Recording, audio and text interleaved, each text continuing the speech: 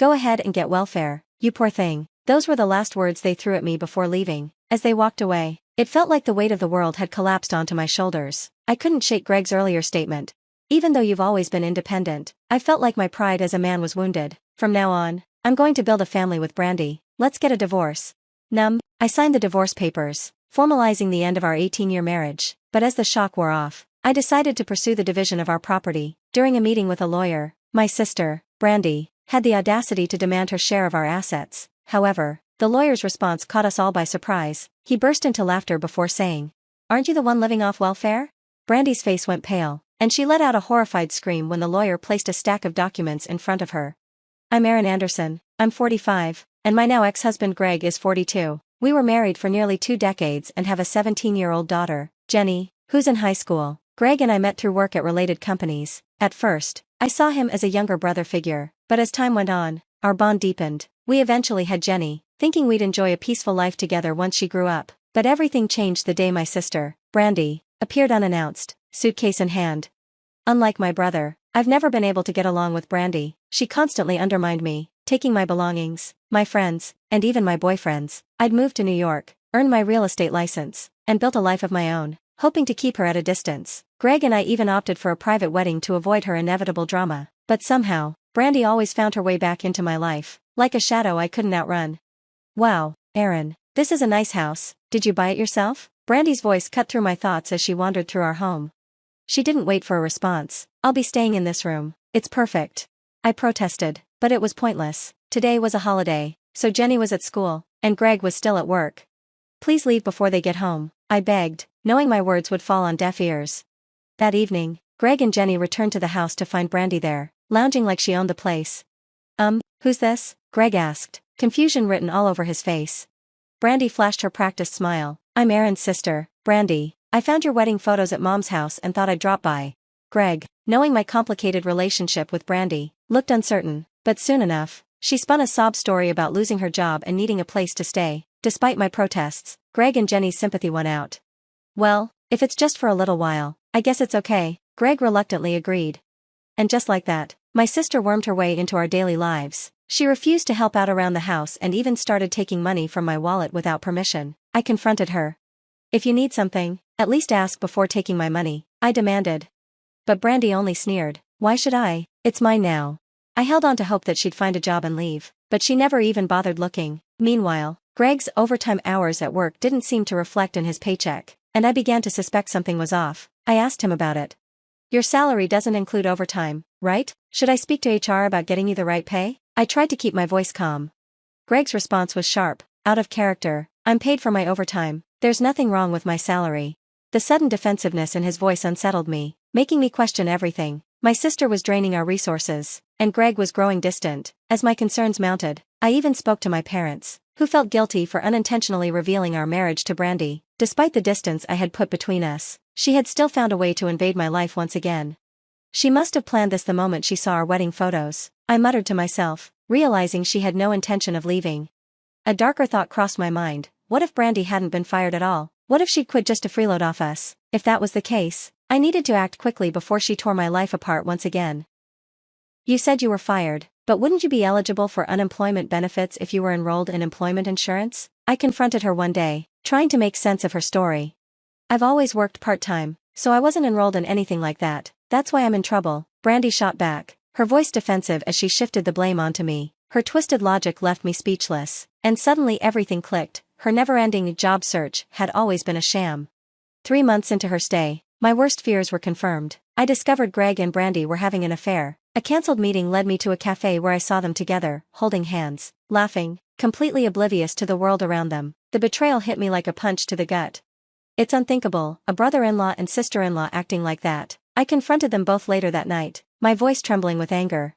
"So, all that overtime was a lie? Pretending to job hunt while spending your days with Greg? At your age, you still have to take something from me?" I exploded, barely able to contain my fury. They didn't deny it. Greg, shockingly casual, added insult to injury. "If I had known how beautiful your sister was, I wouldn't have stayed away just because you told me to." His words cut deep, but it was what he said next that shattered everything. I've always felt like my pride was wounded. From now on, I want to build a family with Brandy. Let's get a divorce. He slid the already prepared divorce papers across the table, His name signed. There was no going back. Fine, we're done. There's nothing left to rebuild, I replied, my voice breaking under the weight of betrayal. Then Brandy, not missing a beat, sneered at me. Go ahead and get welfare, you poor thing, she mocked, her words drenched in contempt. Greg added coldly, since custody usually goes to the mother, Jenny should stay with you, do whatever you want from now on. With that, they left. Minutes later, Jenny walked in, confused by the heavy silence. Breaking the news of the divorce to her was harder than anything I had ever done. Shocked at first, Jenny soon seemed to accept it, perhaps with even a hint of relief. The divorce went through, but I wasn't done. I hired a lawyer and arranged a meeting with Greg and Brandy to discuss the division of our assets. Brandy, shameless as ever, demanded a share of what Greg and I had built over the years. What happened next was pure satisfaction. The lawyer, unable to suppress a laugh, replied, "Aren't you the one who should be on welfare?" The look on Brandy's face was priceless, her bravado melted into disbelief. She screamed when she saw the documents the lawyer handed her, her face drained of all color. "The reality is, this couple doesn't have much money left to divide," the lawyer said, bluntly delivering the news. Brandy turned to Greg, her shock evident. Greg, too, seemed stunned by the revelation, but I had anticipated this moment and made preparations. As it turned out, the only remaining assets amounted to a mere $112,000, not the kind of wealth they had expected. "What happened to your savings, Greg? You had a substantial amount," I pressed, my anger flaring as I watched him squirm. "You really never cared about Jenny, did you? We agreed to save for her education," I reminded him, my frustration bubbling over. "I transferred most of our savings to Jenny's account as we had discussed." Greg paled, remembering our conversation about the money. "So, what's left in the $112,000, he asked, his voice shaky. "About 80% of it is your secret stash," I answered calmly, locking eyes with him. "You knew, and yet you agreed to transfer most of the savings to Jenny, knowing full well this day was coming. You even signed the consent form," I said. Greg's face twisted in frustration as he realized the gravity of his actions.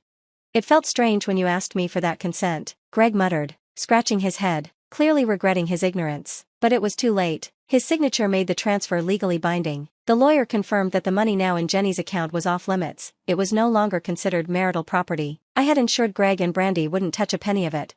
Brandy, realizing what had happened, turned on Greg, her voice filled with venom. "You said we had plenty of savings. You promised we'd live luxuriously together, but now, there's barely anything. Why didn't you see Aaron's plan?"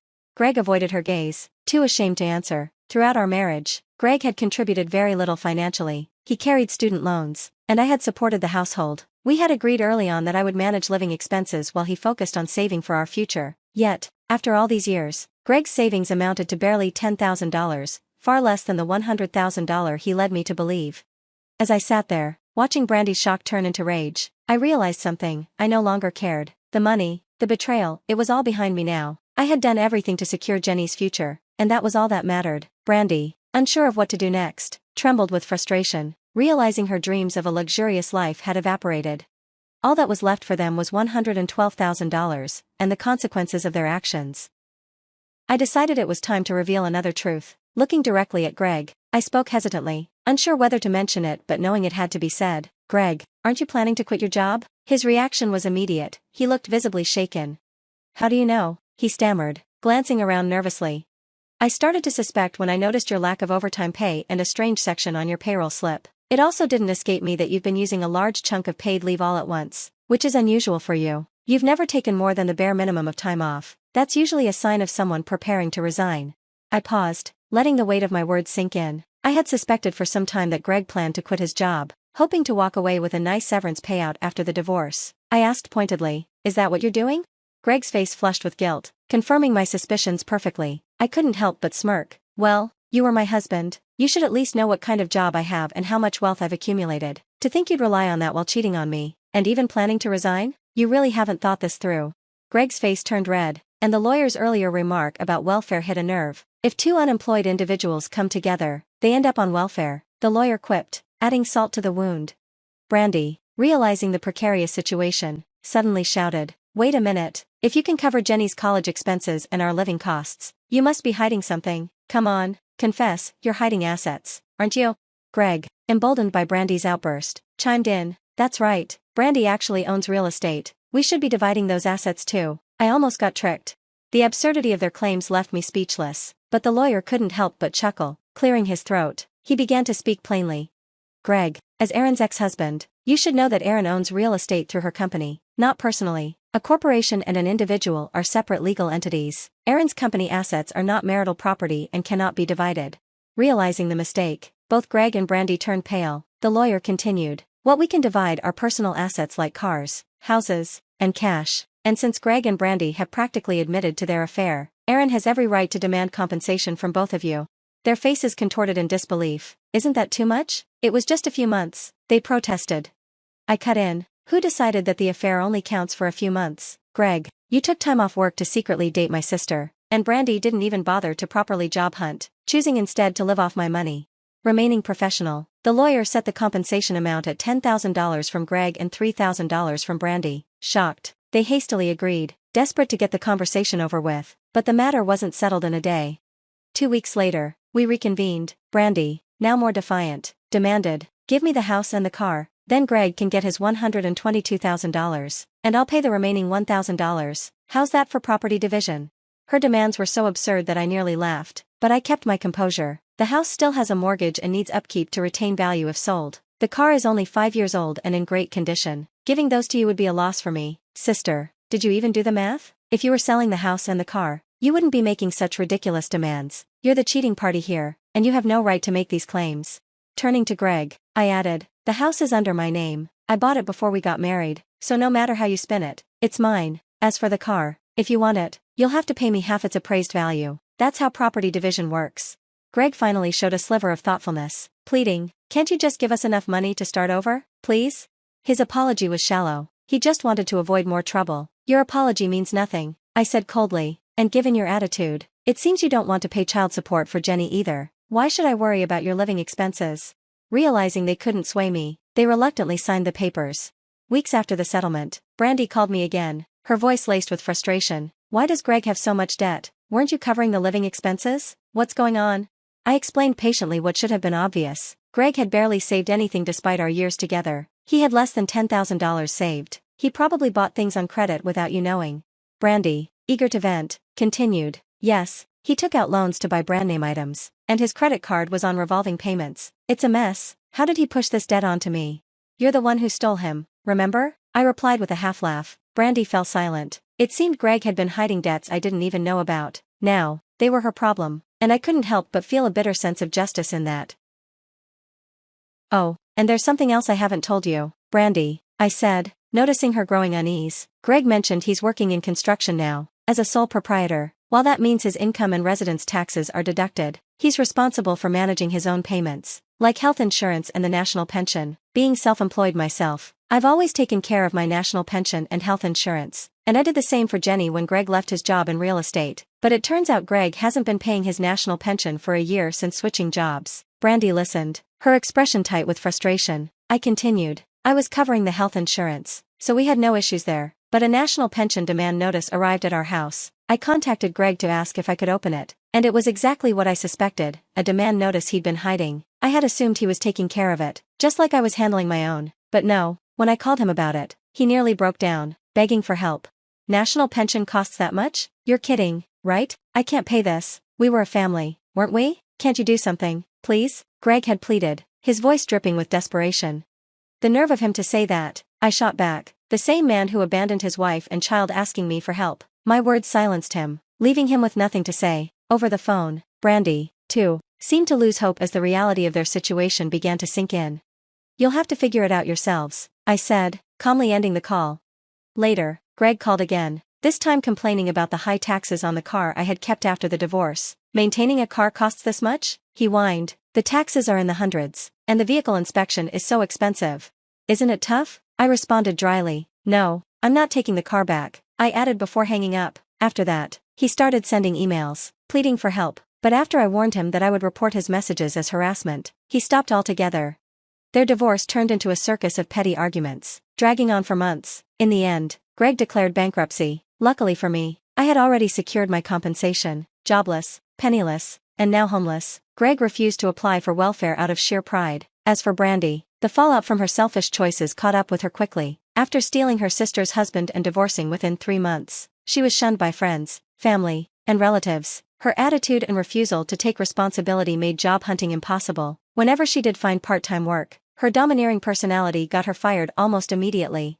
The lawyer's warning about welfare had become their reality. Brandy, still clinging to her remaining possessions, was ineligible for aid. After being evicted from her apartment, she, too, ended up homeless, just like Greg. Their actions, which had trampled on my and Jenny's lives, had brought them to this inevitable outcome. It was only natural, I reflected.